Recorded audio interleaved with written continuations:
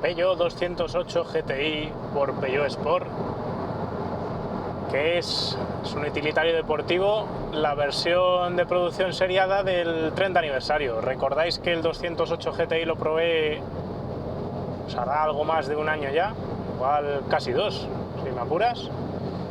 Y nos quedamos con la sensación de que era un muy buen GT, pero no llegaba a ser un GTI sucesor de los grandes hitos de los deportivos de Peugeot.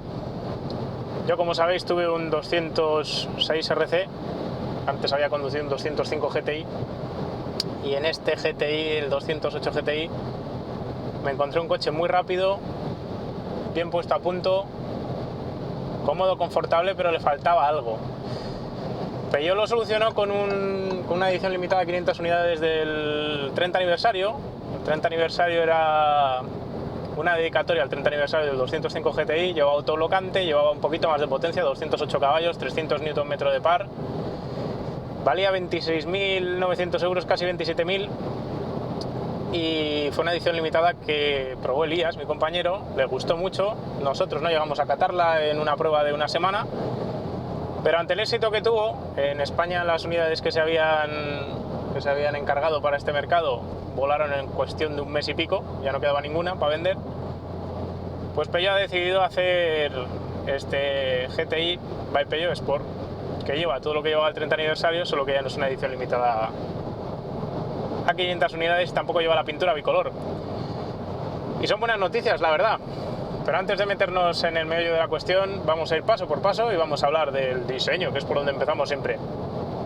El 208 es bonito, las cosas como son. Por lo menos me gusta a mí. Oye, a ti puede que no te guste, pero a mí me parece un utilitario resultón que tiene carácter, que tiene personalidad, tiene una mirada cabreada, tiene un capó remetido, una nariz como si estuviera frunciendo el ceño, una calandra simpática, bien trabajada en 3 dimensiones, con elementos decorativos. Tiene una barrita roja en la parte inferior para recordarnos que estamos ante un GTI. La vista lateral en este Peugeot Sport está destacada por unas llantas de 18 pulgadas que van en negro mate, los pasos de rueda en plástico negro que nos recuerdan al viejo 208 GTI, el guiño en el pilar C con el corte de la ventana donde pone Peugeot Sport, que también nos recuerda a la pieza de plástico donde ponía GTI en el viejo GTI 205, y una trasera ancha, baja, con una luneta muy trabajada, con un alerón simpático en la parte trasera, los grupos ópticos con tecnología LED también muy resultones, y una doble cola de escape redonda que me recuerda poderosísimamente a la de mi añorado y al que echo de menos 206 RC de 180 caballos. Habitáculo, pues es un coche peculiar. Habrás oído de todo sobre el tema del e-cockpit, esto de que llevas el cuadro de instrumentos sobrelevado por encima del volante, el volante pequeñito, bajo, cerca del cuerpo. Puedes escuchar quejas de todo tipo. Yo te voy a decir mi opinión personal como expiloto de rallies. Esto es la leche. Cuando tú coges un coche de rallies pura cepa, si te has tenido alguna vez la oportunidad de montar en un World Rally Car o en un Grupo A, estos coches de los caros, de los que usan los pilotos oficiales, semioficiales, de los que tienen dinero para correr, no como yo, tienes una posición de volante muy similar. Los backets son geniales, me recuerdan también a los del RC, a los del RCZR también. Sujetan muy bien y el volante te queda bajito, es de pequeño diámetro, te tienes que acostumbrar a su ergonomía, pero como te digo, es como si fuera un coche de rallies. Te queda muy cerquita del torso, abajo, lo manejas con 2 manos, todo muy a mano. El cuadro de instrumentos ahí sobrelevado, he escuchado a gente que dice que el volante le tapa parte de la información. A mí para nada, si llevas el asiento a la altura adecuada, no lo puedes llevar abajo del todo, porque entonces igual sí que te tapa algo.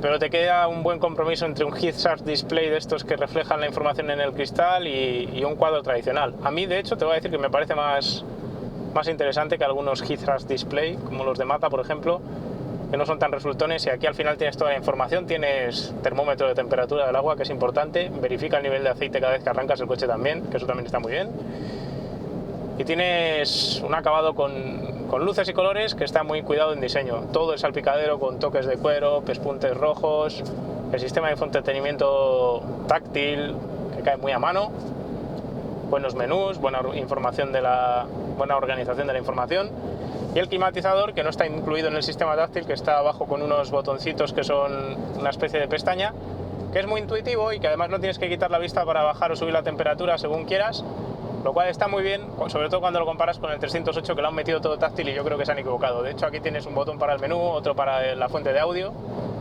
y un volumen, y te queda todo mejor que si fuera todo táctil, porque al final cuando vas a atinar con el dedo te equivocas. El volante tiene mandos en el volante para volumen, para cambiar la pista de audio, para el teléfono, para la fuente de audio, pero curiosamente el control de crucero se maneja con un mando que debe tener unos 15 o 20 años, 15 vamos a decir, porque yo creo que es del 307, y queda un poco vetusto y fuera de vista. Los mandos de los intermitentes, control de estabilidad, todas estas historias están pues como cualquier 208, muy bien. Las plazas delanteras son amplias, las traseras son aptas para 2 adultos, puedes poner una sillita isofix y cargar al niño detrás, aunque sea un coche de 3 puertas, sin partirte el lomo. Te lo digo yo porque lo he hecho y me ha tocado con mi hija y con mi mujer que iba detrás y no se quejaron demasiado, aunque les metí 300 kilómetros. Gracias, Peugeot. El coche está bien hecho para eso. Y el maletero, que está dentro de la media en cuanto a capacidad, es generosete, cabe un carrito de bebé, que le tengas que quitar las ruedas en el caso del mío, que es muy ancho, pero cabe bien, caben maletas. Vamos, que es un coche que, si bien no tiene 5 puertas, que sería lo ideal para un coche familiar, tiene espacio para que lo puedas utilizar día a día, de normal, y también para irte de vacaciones o de fin de semana. Obviamente no es un compacto en volumen, y para eso tienes el 308, pero tampoco creo que sean los credenciales del GTI by Peugeot Sport o de ser un coche tremendamente versátil, y aún así lo es, que es lo bueno de estos GTIs, que te puedes comprar un coche pasional y divertido sin tenerte que meter en un coche que sea estilo Lotus Elise de comprometerte y de no poder utilizarlo para muchas otras cosas. Y al final, si solo puedes tener un coche en casa, pues un coche que vas a utilizar mucho, no está nada mal. Técnica, que es lo que importa en el trasto este de Peugeot Sport. Lleva un 4 cilindros transversal delantero, el 1.6 THP que se compartió con Mini durante muchos años, gasolina, inyección directa, turbocompresor de doble entrada. Está apretado hasta 208 caballos en esta versión. Un motor tremendamente suave en la entrega de par y de potencia, muy progresivo, con un sonido precioso.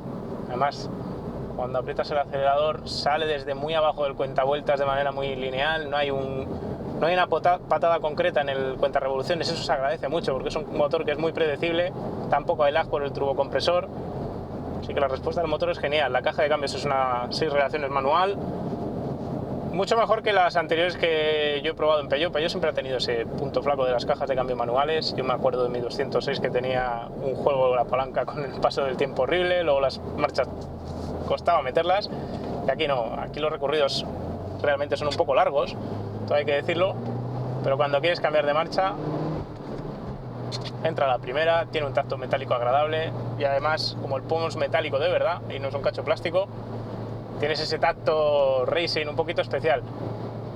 Lo recuerdo del 208 y os lo digo para este coche. Si dejas el coche al sol, te abrasará la mano. Si es invierno y hace un frío del carajo, cuando el grajo vuela abajo, pues se te congelará la mano al cambiar de marcha.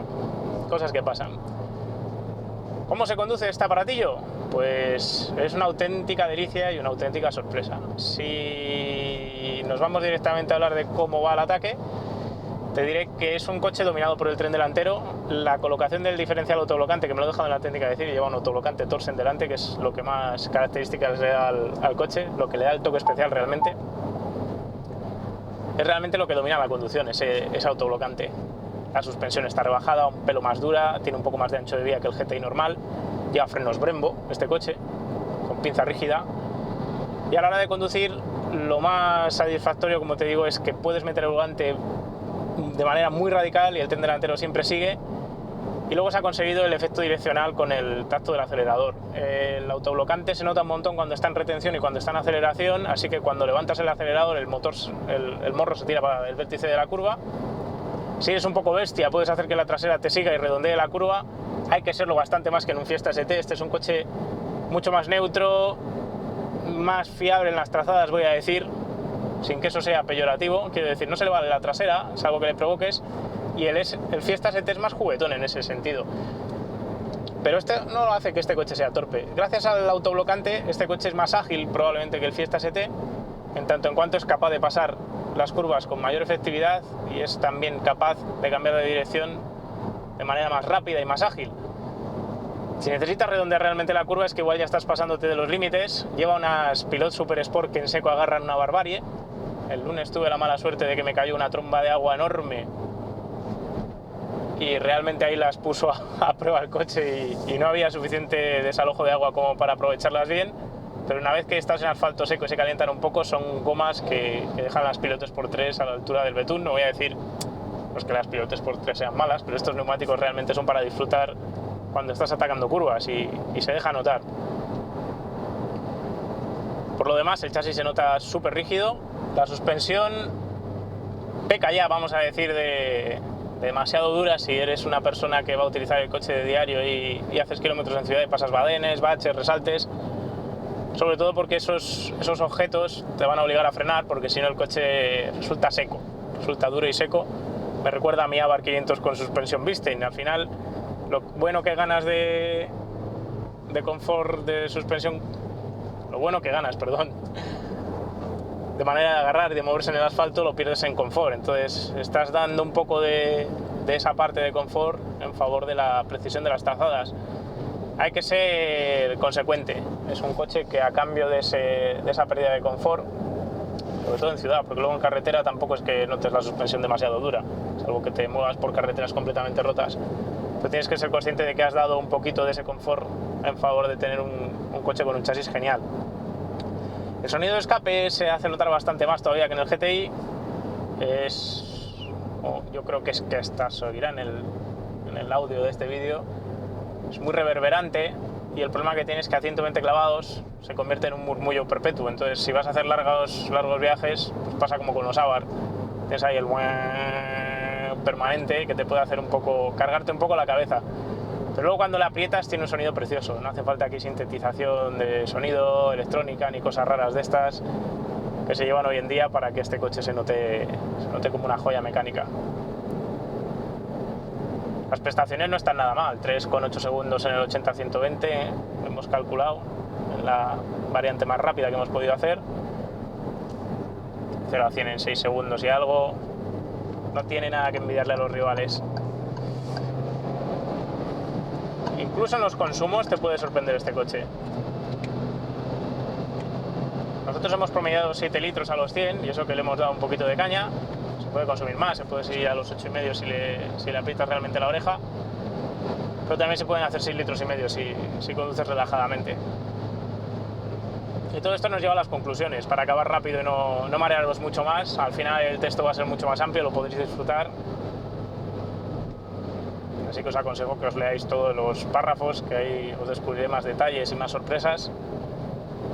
Pero os tengo que decir eso, que a nivel de conclusiones probablemente estemos ante el mejor utilitario deportivo del segmento, a mi gusto.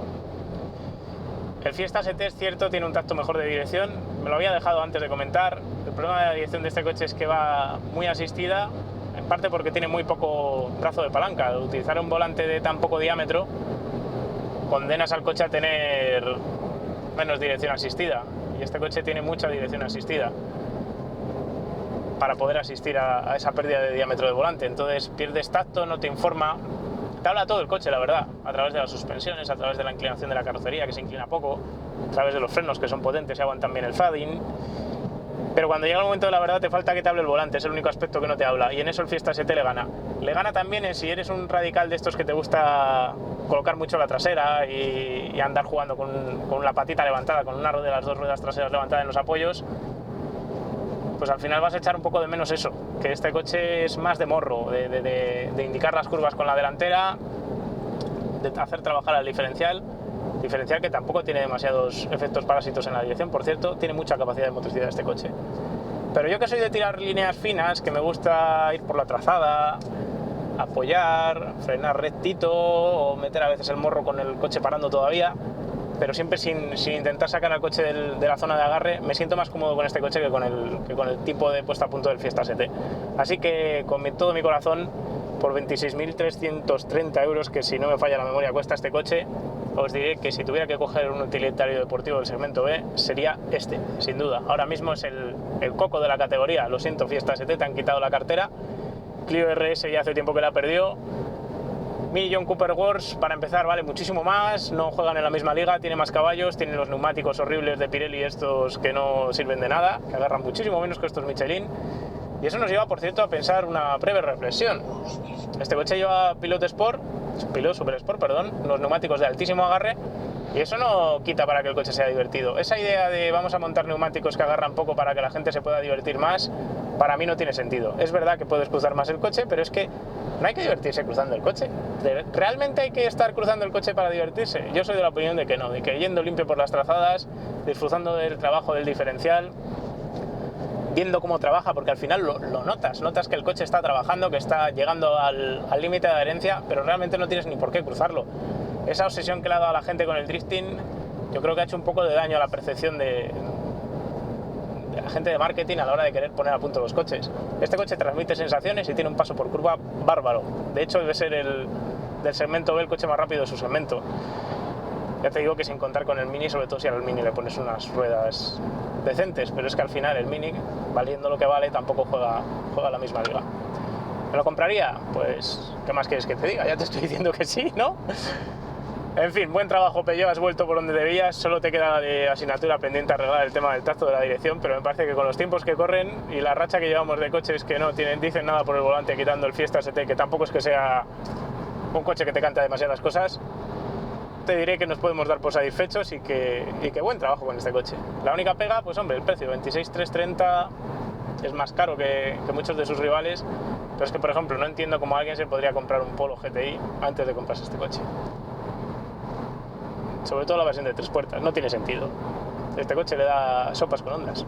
En fin, cuidaros, nos vemos la semana que viene.